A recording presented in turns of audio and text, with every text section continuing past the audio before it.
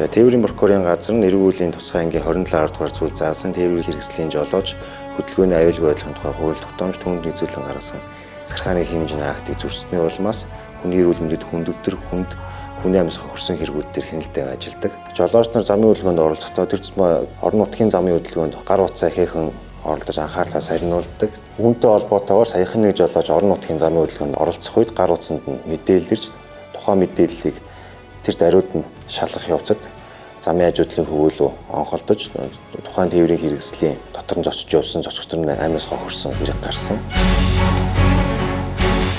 За саяны жишээнээс дурдах юм бол маш богинохон хугацаанд анхаарлаа сарниулсны улмаас ямар том ноцтойхоор уршигт хүрч болдгийг харж болох нэ.